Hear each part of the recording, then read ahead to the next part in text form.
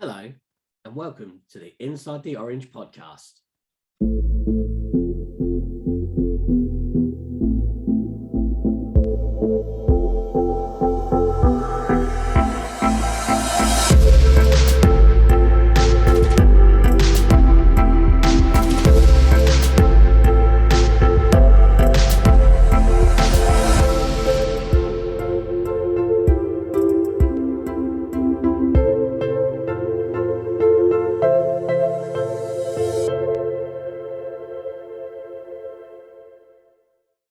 Welcome back to another episode of the podcast.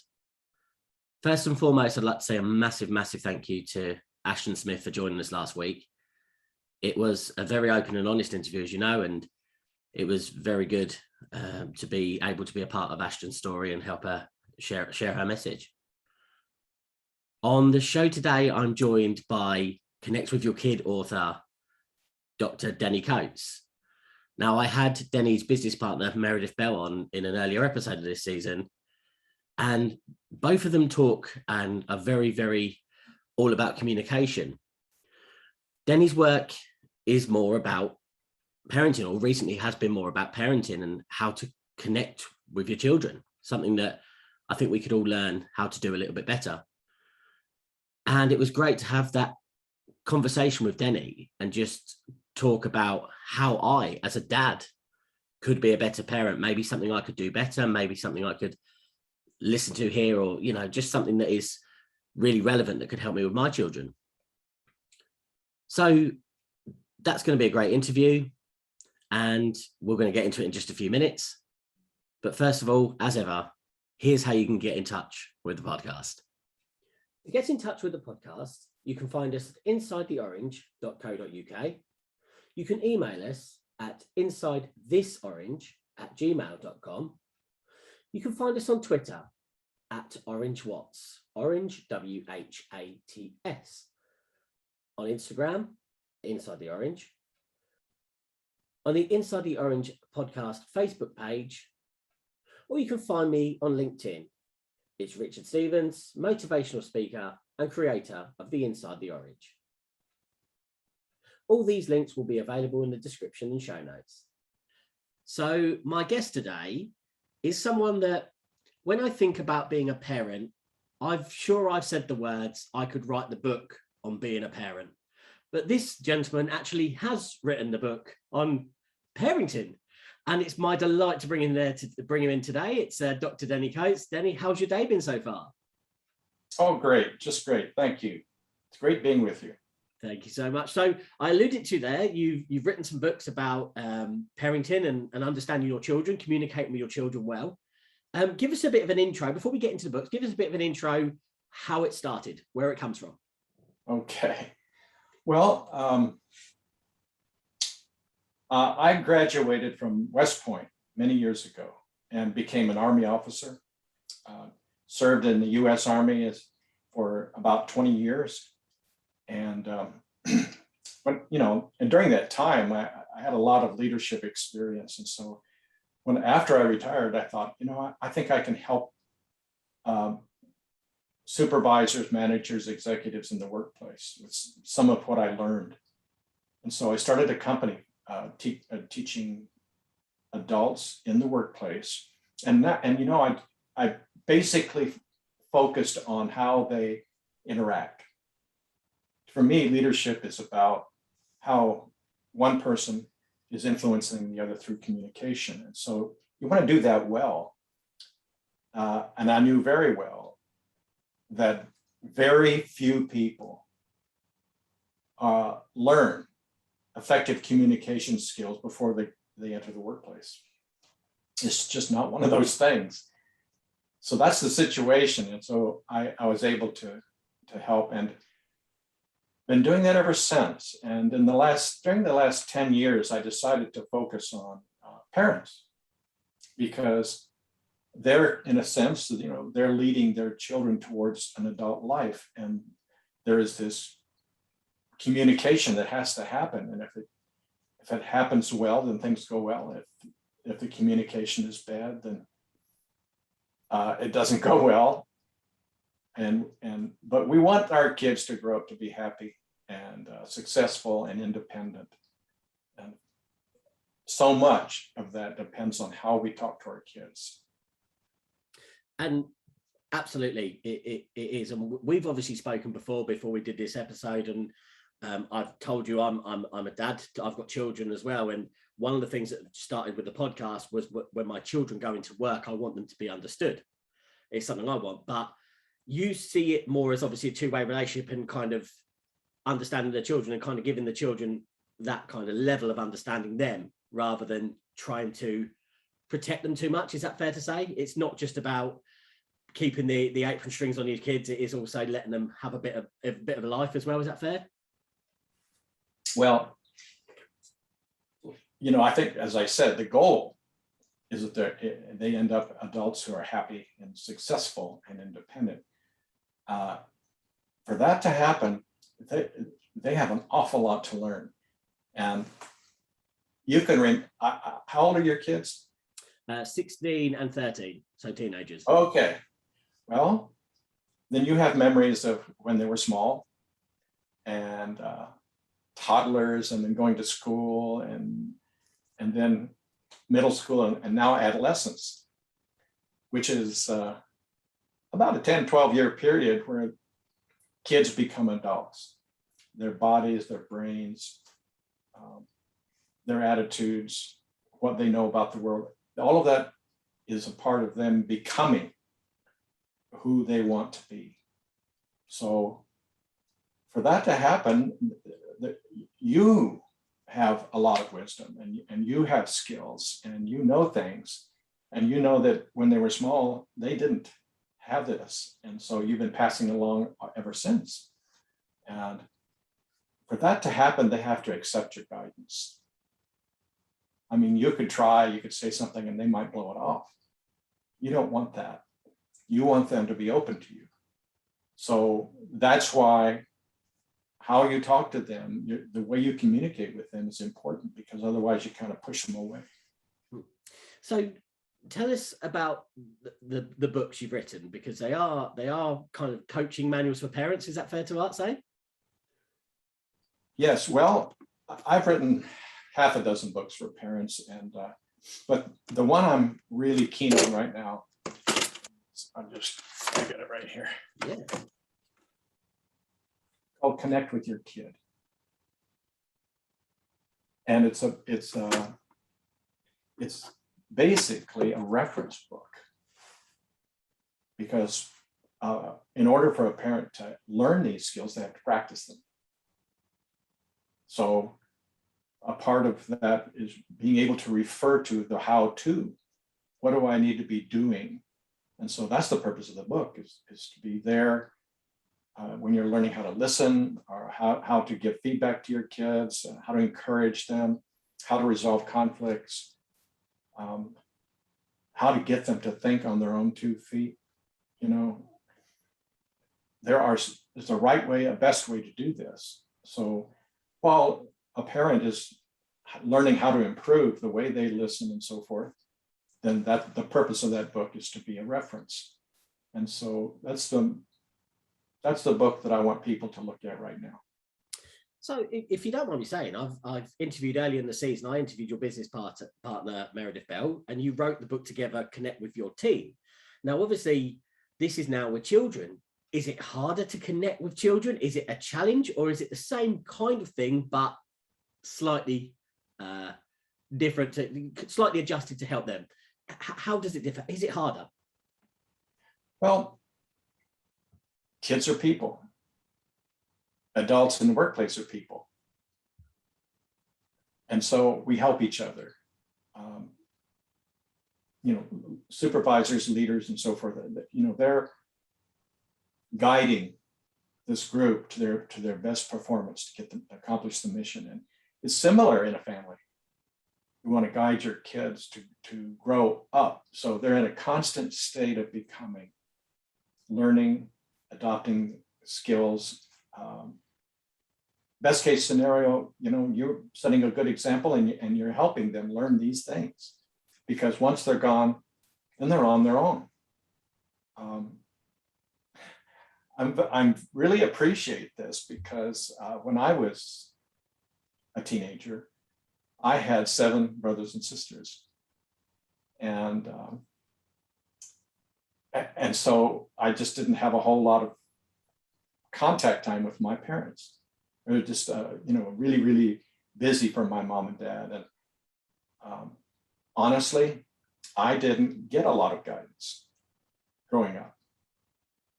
But I had to catch up as I left home and went to college and started my career. I just had a whole lot of things I had to learn. It would have been nice to have learned that when I was a teenager, but that's the opportunity right there. No, absolutely. And is there a big problem with understanding our kids, or is this just a way that we can just be better at something, just improve on what we can already do? Well, it's the thing about understanding your children is that they don't even understand themselves. They're becoming who their best self. They're becoming who they're going to be. And as I reflect on my youth, I was still becoming that person during the first 30 years of my life. So who they are right now is something that you can sense. You can, if you ask open-ended questions, you'll learn a lot from them about who they are, what they're thinking, what's important to them, and where they're going with their lives. And the older they get, especially your 16-year-old, you have to admit, they're really in charge of their lives, a lot more than you are of their lives. So respecting that and just trying to stay in touch with who are they becoming, and are they open to any guidance that I can give them?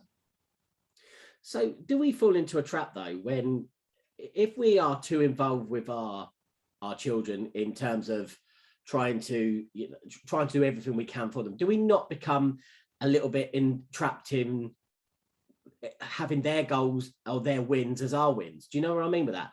So do we become too in their lives that we then can't differentiate between their wins and what we should just be happy for them for? Do you know what I mean? There's a lot on feel with parents where they take their kids' wins as their own, if you know what I mean. Yeah, they appreciating that they have their own lives, that they have their own selves. That's one of the things that a parent can discover and keep discovering if those lines of communications are open. If you can connect, if you can contact, and if you can engage with them still, then you'll be in touch with that. And so, one example is your religion, for example. Well, that's important to you. And you would like your kids to have a strong faith. And so maybe you would like them to have your faith. But the truth is, they need to discover that on their own. And so as they create themselves, as they learn what they have to learn and become what they're becoming, then that may not be the road that you chose for them. But that doesn't mean it's a bad road. No, and I suppose, for an example, I remember my youngest son. We're big soccer fans, football fans in the UK, and I used to take my sons to watch a football with me. And my youngest son turned to me and said, "Dad, I don't really like this." And he said, "I'm sorry. I'm sorry to tell you this. I'm not a big follower." And I was quite impressed with the fact he was apologizing. But I said, "You've got nothing to apologize for. You've decided exactly. You don't want this, But I love the fact that he felt that he may have let me down by not loving this, but actually, and the confidence for him to say, "I don't like this," is really important. Do you agree with that? Absolutely. My kids are in their 50s now. So I haven't been a dad all that for, really nurturing and parenting and so forth for a very long time. But in my family, of course, we have our 2 cats. My wife and I are very different, but very close. very strong love relationship there.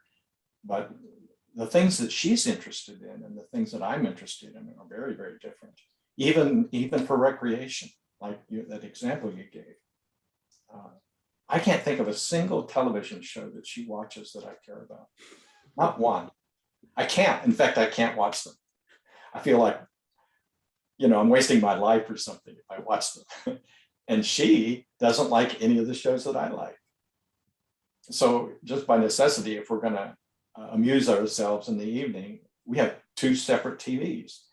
So it can happen. You can be very, very close to a person, respect them, want to support them, but not really buying into the same things and not valuing the same things. And the same with the children. But it still comes down to communication, doesn't it? Actually having, the kind of guts to have that open communication with someone and say, well, I don't really like your things, but I respect that you do, but I'm going to go and do something else. Yeah. So that they feel, even though they know they're different from you, they feel respected. Mm. That's, I think, a major outcome of good communication, is that they don't feel like you're criticizing them just for the fact that they're different. Mm. Back to the kind of the understanding of children then. I asked you this before, off air, of course. Do we underestimate our children? Do we not give them the credit that they actually deserve? Well, that's a good question. I like to think of that in terms of who do we think they are? Who are they becoming? And,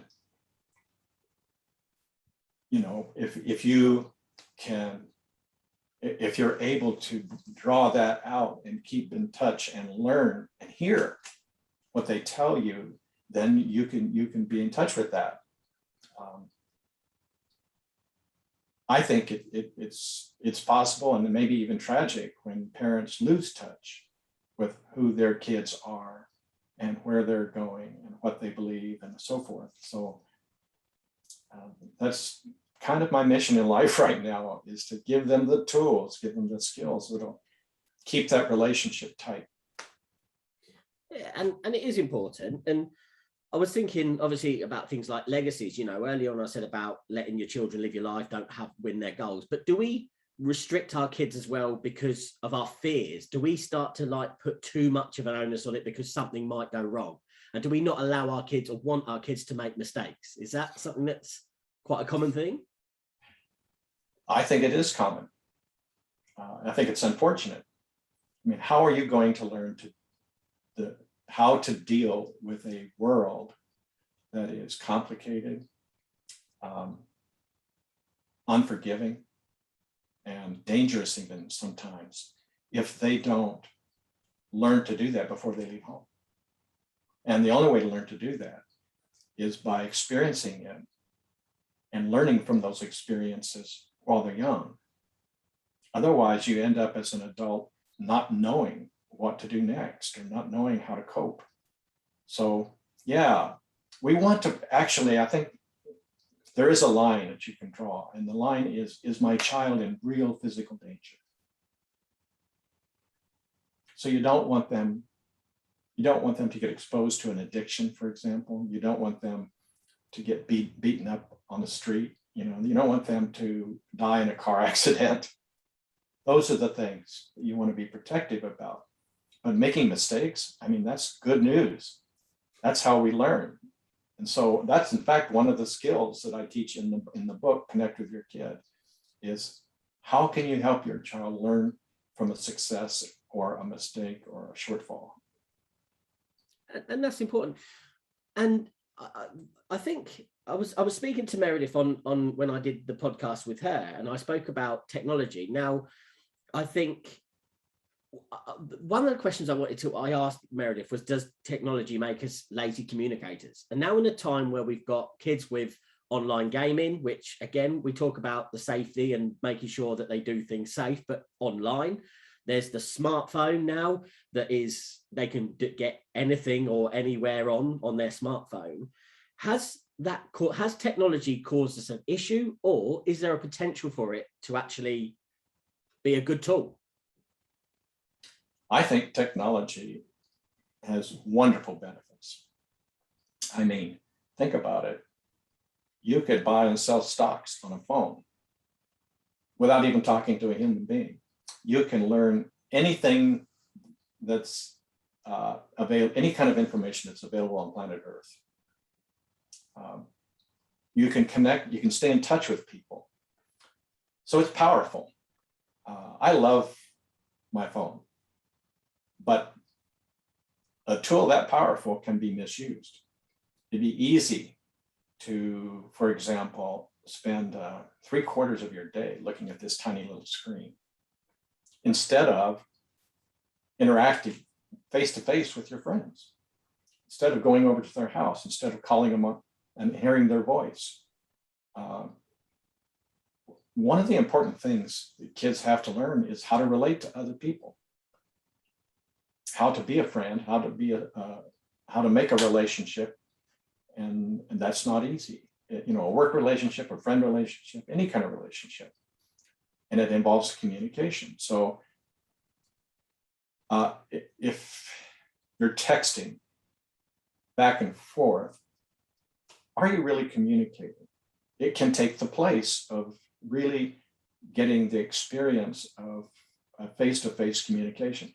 It would be an awful outcome if a child grew up to be an adult and didn't have the chance to learn how to communicate with others with confidence, knowing that what they say and what they're hearing, it's all good. So a phone, a technology, could become a substitute for real life. And you don't want that to happen. So what's the answer? The answer is those lines of communication between you and your child, so it's possible to talk about it and discuss it and share opinions and ideas about the technology and agree on some common sense ground rules for using it in a healthy way, because after all, there are many, many benefits to the technology. I think it's really interesting because recently, and this is something it's kind of come into my forefront of my mind, I have to take my oldest son to his kind of college now. He's out of high school. He's now doing a college thing, and I've had to have more and more car journeys with him. Now he is an easy lad that will just pick up his phone and be texting and be doing all that. But because we've been in the car more together, just me and him, and we're starting chatting about lots of different things. And I come back to my wife the other day and I said, do you know what? This relationship with him I love taking him to college because this time I get with him and his phone's never in his hand because we're having that conversation. But it would be so easy to say, yeah, I'm concentrating on the road, just drive. But I enjoy that. And it's so funny sometimes that you get these moments when you least expect them. And as I say, that's a moment I've just now thought, actually, this is enjoyable because we're communicating together. We're actually talking. And guess what? He's not bored of you because he's not got his phone in his hand and he's not lost in it. So obviously that engagement means something to him too. Absolutely. I think it's a smart thing that parents become sensitive to the opportunities for these kinds of interchanges. Here's one that's not very good. Kid comes home from school, is tired, frustrated, anxious, just wants to chill. Doesn't want to talk to you. Okay, that's the wrong time. You may have a great need to hear about what's going on with them, but it's a wrong time for them. And being sensitive to that. But what is a good time? And you just mentioned one. When you're off together doing something cool. One of the things that's very important, and I'm sure you do a good job of this, is just having dad time with your child. Many kids don't have that, but they need time with you and they love it. And so, hey, let's go have a soda, or let's go for a walk in the woods. Let's go hunting. Let's go fishing. Let's play golf. Whatever. Let's go to college. These are times when it's just you and your child, and it's the opportunity, and I think one of the secrets is they crave it. There may be these times where there are arguments and so on, but they really crave your love and your respect and your understanding. And so being able to talk to you like, adult, to a teenager, man, they love that. And it's so interesting you said that about the end of school or end of college day when they don't want to talk. My other son is very similar to that. He'll come home, and if me or my wife say, "How's your day?" He'll come in. Don't stop asking me all these questions. We've asked him one. We've asked him one question. Do you know what I mean? But he needs that time to get away from school, finish his day, and then when he's ready, he'll come and he'll talk about anything. And it's really important you said that, because I saw that and actually it was on a picture form, where you get those quotes and everything. And I sent it to my wife, and she was like, yeah. And it's just sometimes, as I say, it's just being consciously aware that maybe it's our need to say, how was your day? Tell me everything. How was it? But it's not necessarily their want, is it? Right. So once you have these really good opportunities to connect, think how important it would be if you're able to ask questions in a way that they feel like you really want to know, that they can share what they're thinking, and to get good at that. And then when they do talk, to be a really good listener. Those are two really powerful skills right there. Do you feel though, as a parent, you've got to do more of the talking? No. I think as a parent, you needed to be a super powerful listener. Okay. But on occasion, you can, for example, you can ask your child, would you like to know what I think about that? And if they say, yeah, well, then you can offer your wisdom. But most of the time, I think just understanding who they are today, because tomorrow they're going to be different. Next week, next year, they'll be different. Hopefully, for the better. But just not, that's a good question. And I think more listening, less talking, and listening well. And I love the word you used, wisdom, right? So again, when do we get to that point where and again, I refer back to your work with Meredith in the Connect with Your Team. When do you end up getting to that point before you are giving the answer? So that was something that when we listen, I read from your other book, that you listen, but you shouldn't listen for a wait to go, well, this is what I think you should do. How do we stop? How do we give that wisdom without just going, here's the answer, kids? There are many alternatives to giving advice. What if you're wrong? I mean, that's not your life we're talking about. It's the child's life. And what if maybe it works pretty much for you when you were young, but what about they're different? And so you could give advice, you may think it's good advice, but it may not be that great. And besides, do you expect them to follow it? Do you expect what will happen? I mean, if it doesn't work out and they do what you say and it doesn't work out, then they blame you. They need to learn how to live themselves, make choices. So here's what I would do. I would say, well, it sounds like you've got this situation here. What do you think you ought to do? That's an open-ended question. It invites them to think. And the more open-ended questions like that you ask, the more thinking they will do. And the more thinking they will do, the better thinkers they'll become, because thinking is a skill. It's a cluster of many skills. You want them to practice those thinking skills. So asking open-ended questions is one of the most powerful things a parent can do. And you know what? When you do that, they feel respected. It's sort of like, Dad wants to know what I'm thinking. Dad cares what I'm thinking. He appreciates that I have things to say. And that's a good message. Well, I wouldn't give advice. I would encourage them to think it through and solve it on their own. And I want to take you back. So when you started this, we started talking about leadership and parenting. And a bit of a cheeky question, but in the relationship, who is the leader? Are the parents leaders, or are we just falsely informed that actually we are being led 100% by our children and everything? I think the skills involved in leadership can be applied to the home. And my focus in leadership, my focus in parenting is communication. And so if you think, well, what are the top communication skills at work? What are the top communication skills with my family? And the answer is they're the same. They're not different. When you learn how to be a great listener as a parent, you can take those skills to your friendships, to your work, and use the exact same skill there.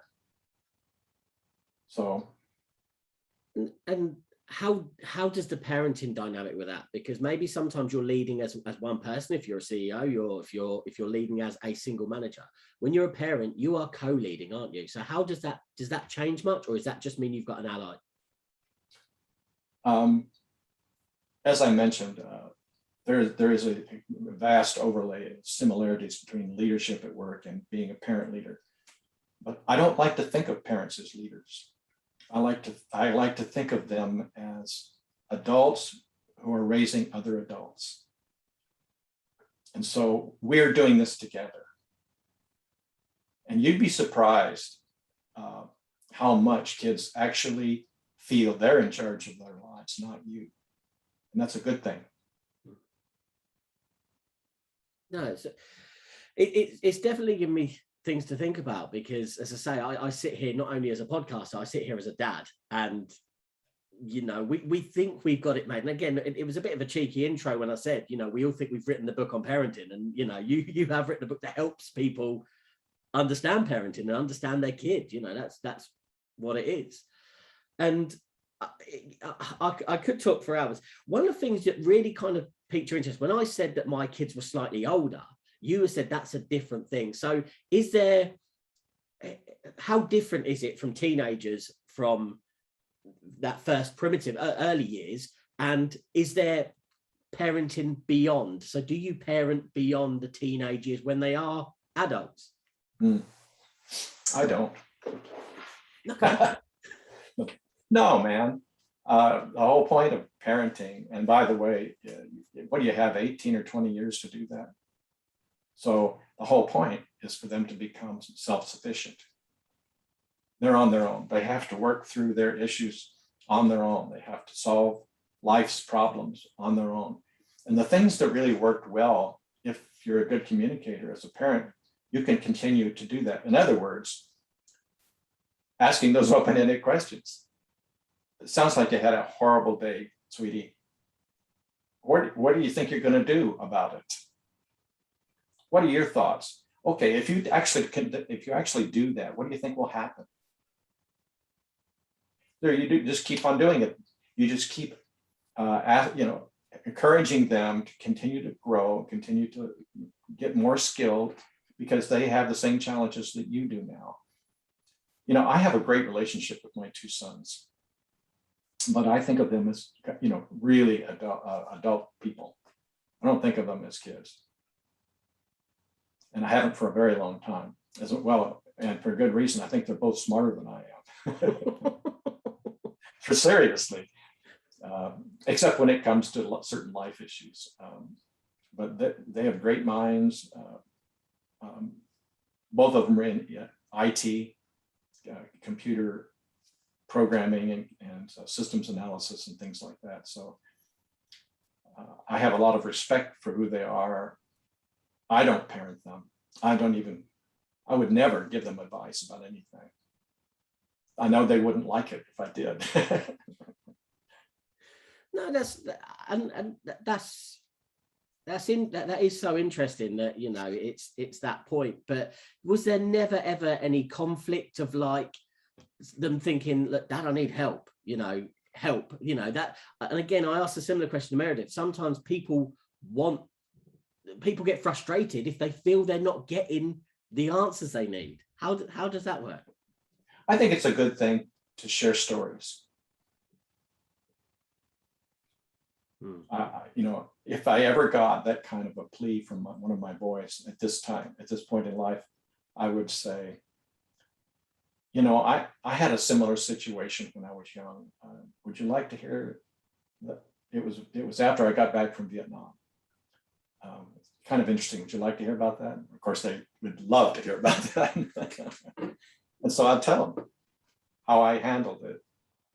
And with the caveat, hey, son, this is not the same situation that you're dealing with. So I don't know. What's your next step? I like that. Do you know what? The kind of what really made me think, as you were telling that, I'm sitting here and I host a podcast where the idea is that people share their stories and people come on and tell people how to help, but no one gives a definitive answer. But this might help someone. And this is what the process of the whole podcast is. Actually, there's enough people in the world, if we start sharing stories, if we start talking about things, that people might start thinking differently and thinking for themselves. So what you're exactly saying is the premise of my podcast. Yet it took me a few minutes of that going, hang on, how does that work? But we do it by sharing stories. And when we see shared interests or we see differences, that's when we learn, isn't it? Storytelling is amazing. How else can you share your life with someone else? Think about that. You have your own life. It's kind of a journey. The journey was created by you, one choice at a time, to create this path that you've been on all this time. And this other person you care about, maybe it's your wife, maybe it's your child, maybe it's your best friend, they're on their own journey. And it's not yours. And you don't know all of the things that are going on with them. And if you want to be close to them, if you care about them and you want to be close to them, you got to tell stories. You got to share what your journey has been like from here to here.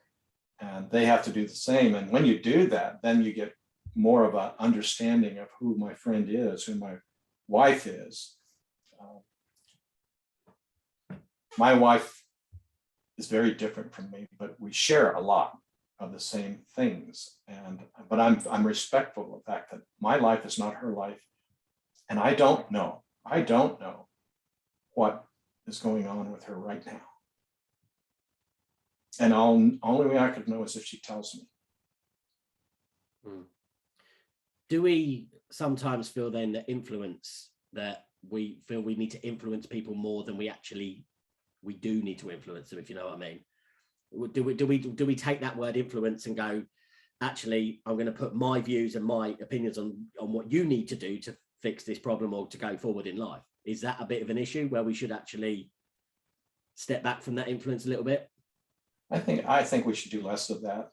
I think just trying to understand who your kids are, more empathy. And empathy is something you feel, and it's something you express.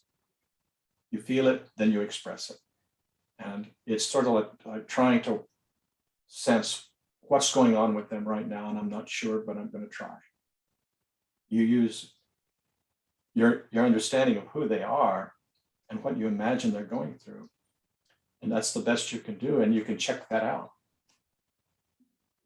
And I think that's what we should share and try and not try to make them go down a certain path that we think is better for them, unless the path that they're headed on is dangerous. Yeah, safety comes. For example, any kid could become addicted to any number of things, same as an adult. So you need to share your stories of addiction. No, I get that. And again, I think sometimes we're scared to do that, aren't we? We're scared to show that. And I suppose that comes back to the vulnerableness of the ability to show vulnerability in yourself, isn't it? Sometimes. You share stuff like that and it draws you closer to your child. Now, my father was in the Army also. He was a really good guy, but I didn't know anything about him. I knew he was a good guy. He liked to play golf, and so we would play golf with each other.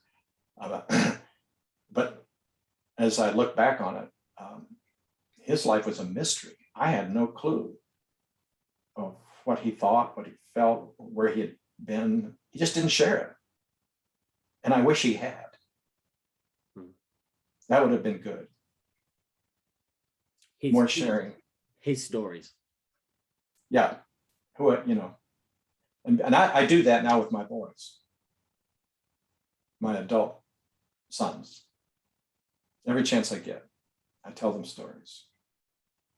Do you resent not having that though? Is it something that's driven you to make you want to do that? Is that a resentment, or is that just something you just go, look, it just happened that way? I don't resent my dad at all because of his inability to share. It's just the way he was. He's a good guy. He was never abusive to me. He was respectful of me. But so, you know, he was a good dad in that regard, and a provider. And it was a big family, 8 children, but it was a good experience. So no, I don't blame he's just who he was. And we constantly are becoming, even now, I am becoming more who I want to be at the age of 76. I still am learning and becoming. That's fantastic. That's such a great way of looking at it for yourself. So let's where can people find you? Where can people find the book, you know, and your other works? Because I know there's plenty more other works out there they can find.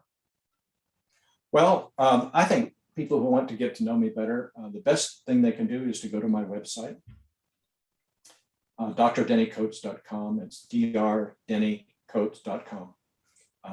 It's an interesting website because it's not all about me.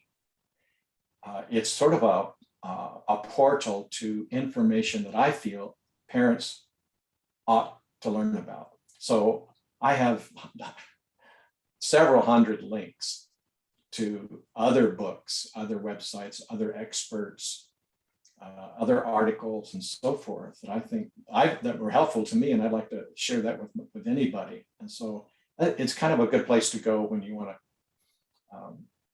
get information. So it's just a website where a lot of information, and my books are described there too for people who are interested.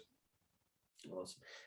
And what's next? You said you continue to learn, you continue to grow, even as young as you still are. You know, what's next for you then? Oh, well, I'm very committed to helping parents communicate better. And so, yeah, you know, I wrote this book for that, but it's just a book. So I have more work to do. And what I'm into now is creating a course of, I've been recording videos, little 2 to 3 minute videos. The book, Connect with Your Kid, has hundreds of tips and insights and so forth. And so I'm beginning to share those with these little videos. So it's going to be a course, and my plan is to make it free. Free on YouTube, free on my website, make them into podcasts, the audio portion, just another way to help people listen better, encourage their kids better, resolve conflict better, and so forth. So that's what I'm headed, and I think it's going to take me about a year to get through all that. And it's fun, you know. I'm learning how to make videos. So that's what's next. That's good. And again, it's just nice to get that accessibility. Like you said, the book is good. It's a good platform, but you want to give that to as much platforms as possible. You want people to find it. And like you say, it's so, you know, putting it out on YouTube for free and things like that is just so good, because I think we're, like you said earlier on, we've got a thing now where we can find things on the internet that help. So we should be helping other people, and we shouldn't be saying it's going to cost you the earth. Right. That's the idea. No, that's brilliant. So last question I've got for you. So take yourself back to a younger person, like a younger parent, even before you have kids, anything like that. What advice would you give yourself if you could go back?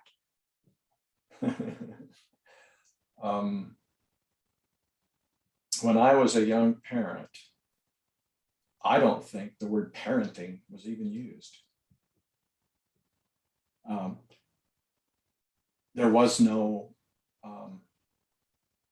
source of knowledge about how to communicate better. I take that back. There was one book that was available in the 70s. It was called Parent Effectiveness Training, PET, by Dr. Thomas Gordon. It's an amazing book. Still a powerful book. I recommend it. It's one of my favorites. That book existed then, but there was very little else. And so I just didn't have the knowledge. I didn't have the learning or even the idea that I could become a better communicator as a dad. So if I could go back, I would take this book with me. And I'd say, hey man, read this. I'd say, practice one skill at a time until you get good at it. That was what I tell my younger self. And he might say, you look familiar, but I don't know why. Oh, really? I'm sure I'm sure he would. I hope, you know. I mean. Much better looking when I was young. Awesome. Well, Dr. Denny, look, thank you so much for coming and having a chat with us on the podcast. It's fantastic. And I said to you when we first met, I think there's chances where it'd be nice to have you back on to talk again, because I think as a parent, I'm growing in this journey every day myself, you know, and it would be good to have another chat, maybe a little bit down the line. So I would be so honored if you came back and had another little chat later on. Well, let's do that. I have another passion, and that is the adolescent brain. And you have 2 adolescent kids. Yeah. So maybe there's a lot to talk about. I think we've made that, actually that's going to have to happen. Then we'll have a talk about it, and then we'll make that a thing, because that is definitely going to happen. But from today, thank you so much for your time and coming to talk about it. Rich, thanks for having me. Thank you. So a massive thank you to Denny Coates there for bringing to us how to connect with your children with his books, Connect With Your Kid, amongst others. If you would like to check out Denny's work, then there will be links in the description and show notes for you to have a look at. My guest next week is the contemporary leader, a gentleman by the name of Chris Webb. Now, Chris listens to the podcast, and I know Chris personally, and he's got some work coming out soon that I thought was really, really interesting and really along the lines of what we look for in the podcast. So I said, why don't you come and have a little chat? So he'll be coming on next week to talk about the contemporary leader. That's it for this week. All that there is to say is goodbye and take care. And as always, just stay tuned to find out how you can get in touch with the podcast. To get in touch with the podcast, you can find us at insidetheorange.co.uk. You can email us at insidethisorange@gmail.com. You can find us on Twitter at OrangeWhats, Orange WHATS. On Instagram, Inside the Orange. On the Inside the Orange podcast Facebook page, or you can find me on LinkedIn. It's Richard Stevens, motivational speaker and creator of the Inside the Orange. All these links will be available in the description and show notes.